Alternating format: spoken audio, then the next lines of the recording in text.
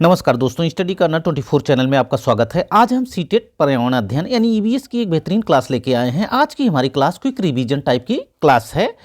आज की क्लास शुरू करने के से पहले हम आपको बता दें कि आप सीटेट का एग्जाम देने जा रहे हैं तो हमारी क्लास जो क्विक रिवीजन टाइप की यह क्लास है इसको ज़रूर देखें, क्योंकि इसमें हम बताएंगे एनसीईआरटी ईवीएस के इम्पोर्टेंट फैक्ट्स को।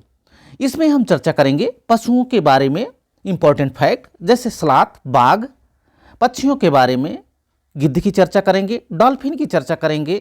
इसके अलावा हम सांप, कुत्ता, रेशम कीट, मच्छर और चींटी के बारे में चर्चा करेंगे, जो कि एनसीईआरटी ईवीएस का इम्पॉर्टेंट फैक्ट हैं और इससे भर भर के क्वेश्चंस जो है सीटेट के एग्जाम में पूछे जाते हैं, इसलिए यह इम्पॉर्टेंट हो जाता है।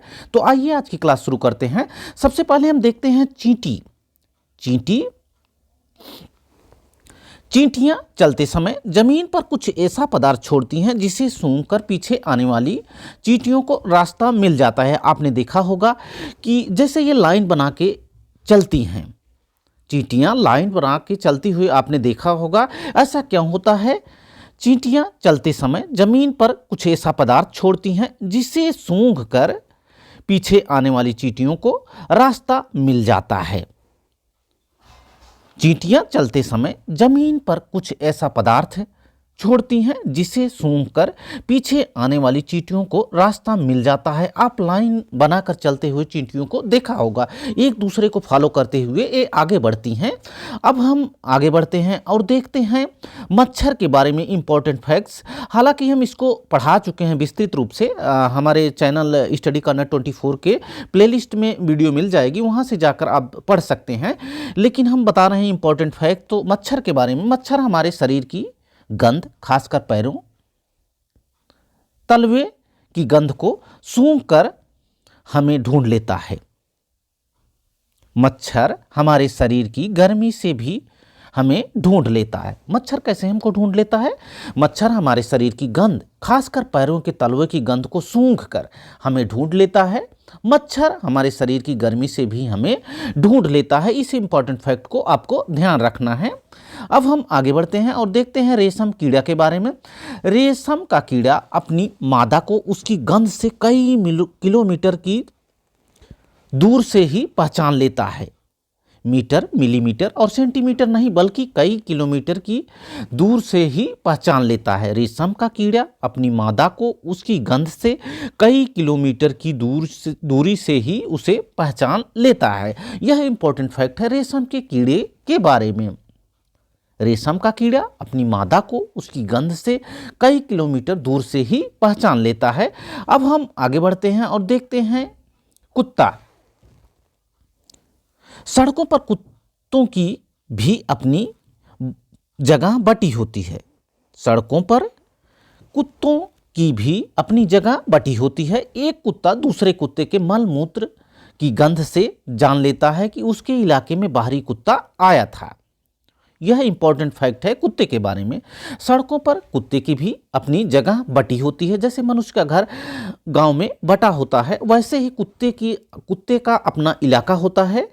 यानी सड़कों पर कुत्ते की अपनी जगह बटी होती है। एक कुत्ता दूसरे कुत्ते के मलमूत्र की गंध से जान लेता है कि उसके इलाके में कोई बाहरी कुत्ता आया था। यह तो इंपॉर्टेंट फैक्ट है कुत्ते के बारे में।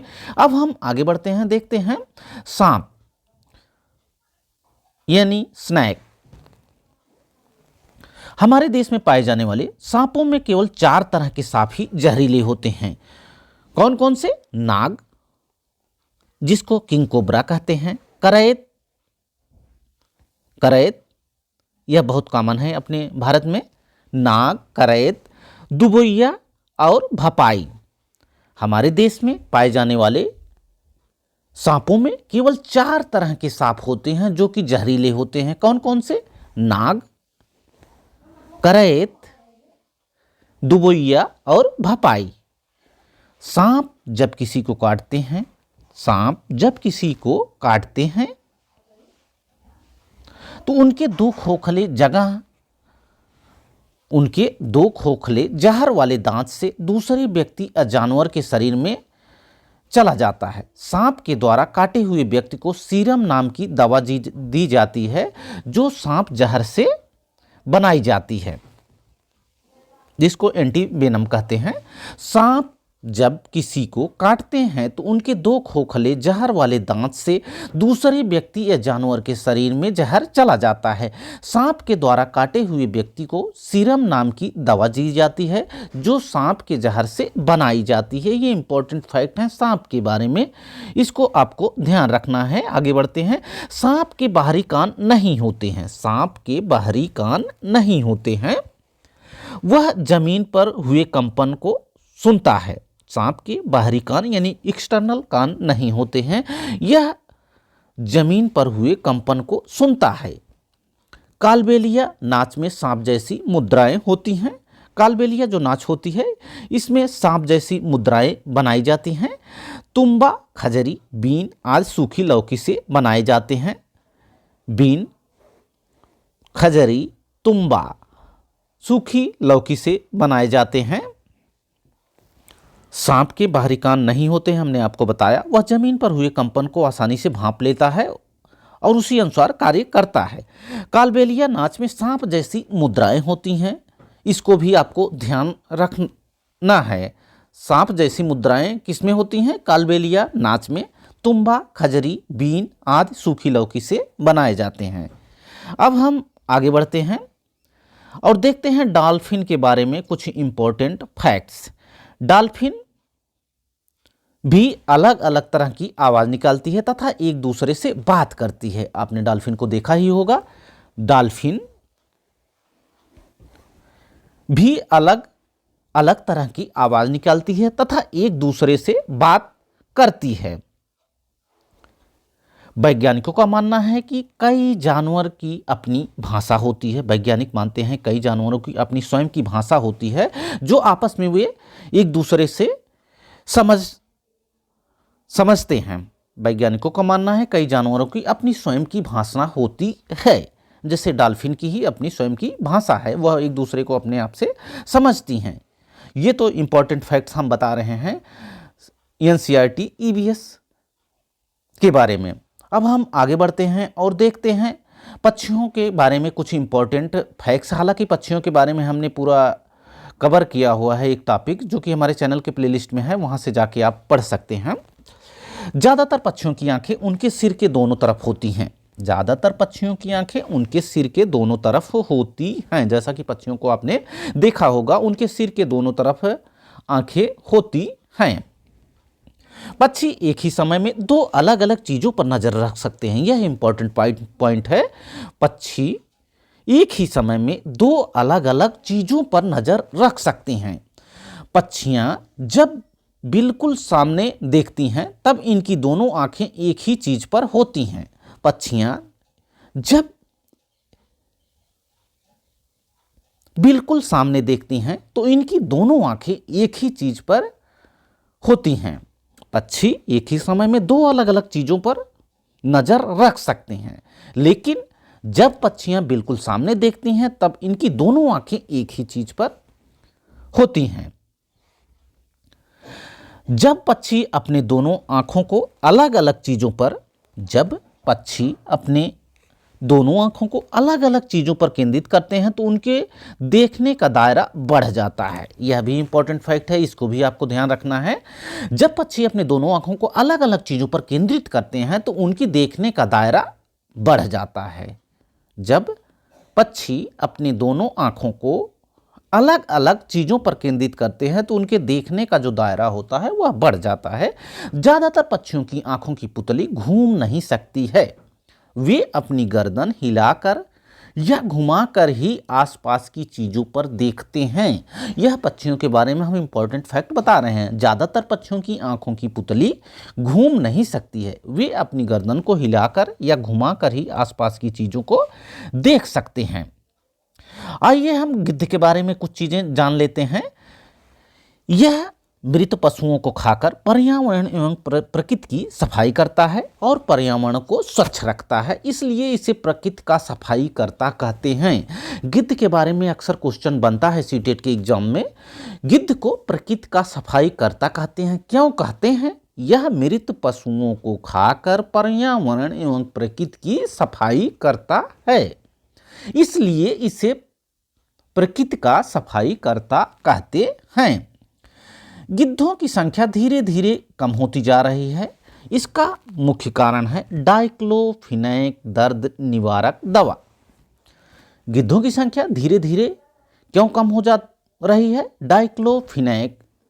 डाइक्लोफिनेक दर्द निवारक दवा के प्रयोग से, जैसे किसी बीमार पशु को डाइक्लोफिनेक दवा, दर्द निवारक दवा दी गई और दवा खाने के बाद वह ठीक नहीं हुआ बल्कि उसकी मृत्यु हो गई, तो मृत शरीर को जब गिद्ध खा लेता है तो लगभग कुछ दिन तक ही वह जीवित रहता है। इसके बाद जो है गिद्ध की मृत्यु निश्चित है डाइक्लोफिनेक दवा का प्रयोग किए हुए पशु, मरे हुए पशु को खाने से। इसलिए यह डाइक्लोफिनेक दवा गिद्ध के लिए जहर का काम कर रही है। यानी मरे हुए पशु को जब भी खा लेता है, जो कि डाइक्लोफिनेक दवा उसको दी गई है, उस पशु को जिसको ये खा रहा है, तो वह गिद्ध के लिए पॉइजन का काम कर रही है। तो अब हम आगे बढ़ते हैं, देखते हैं और इम्पोर्टेंट फैक्ट्स पशुओं के बारे में। अभी तो हम पक्षियों के बारे में बता रहे हैं, अब पशुओं के बारे में। आमतौर पर माना जाता है कि दिन में जागने वाले जानवर कुछ रंग देख पाते हैं। आमतौर पर माना जाता है कि दिन में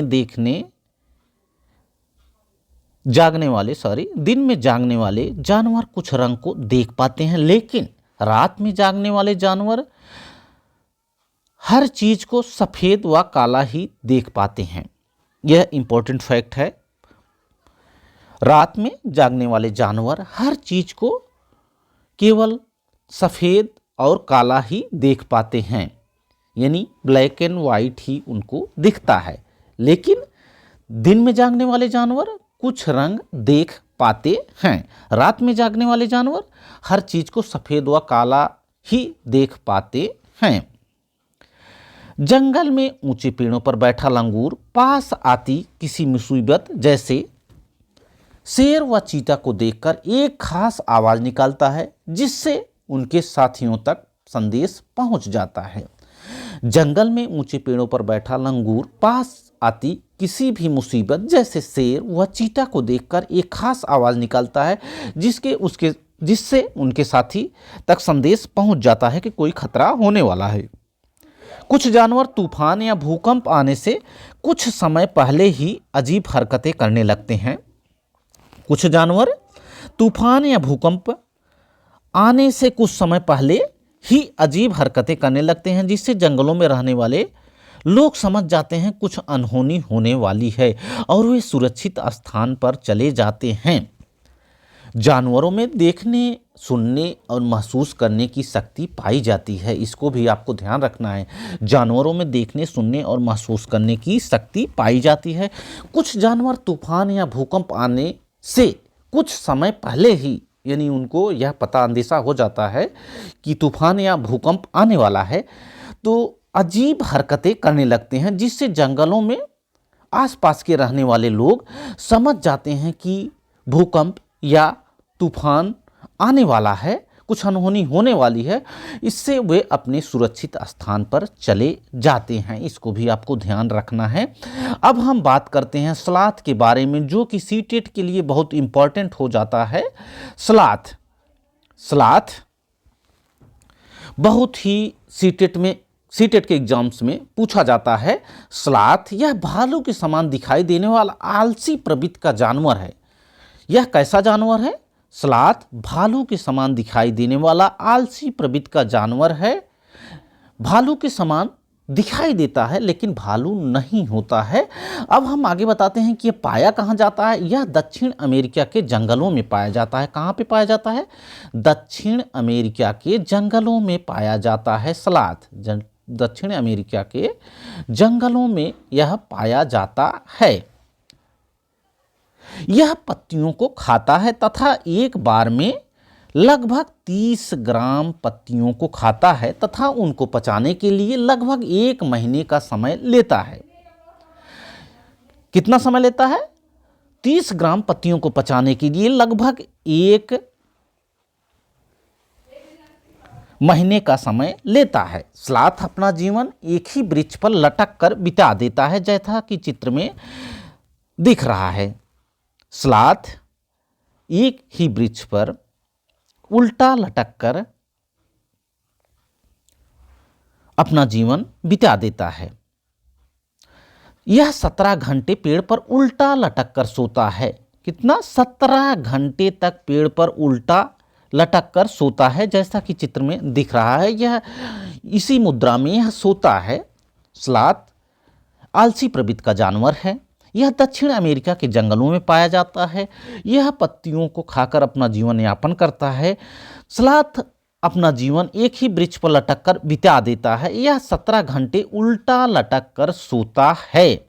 यह सप्ताह में सिर्फ एक बार नीचे उतरता है, वह भी शौच के लिए।